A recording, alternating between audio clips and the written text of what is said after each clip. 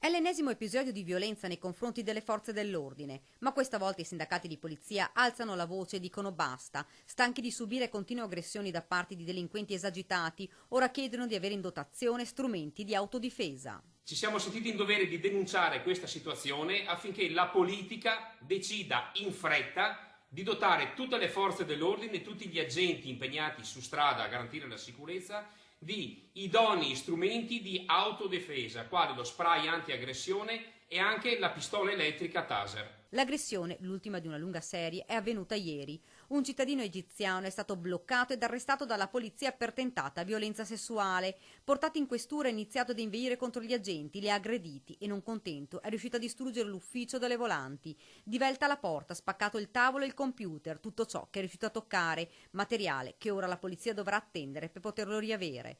Pericoloso, violento e aggressivo, i poliziotti sono riusciti ad immobilizzare l'egiziano con fatica. Il risultato è stato di 4 agenti feriti. La rabbia dei sindacati, gli strumenti di autodifesa per noi sono importanti. Ma devono essere considerati veramente degli strumenti utili al fine di eliminare quanto più possibile feriti tra le forze dell'ordine e per eliminare al massimo il contatto, il corpo a corpo tra forze dell'ordine e persone fermate o da arrestare. L'auspicio è che dopo l'iter parlamentare per l'utilizzo delle telecamere e pistola laser sia stilato un esaustivo protocollo di intervento con chiari regole di ingaggio in modo da informare l'operatore di polizia in quali casi e come utilizzare i vari strumenti di autodifesa.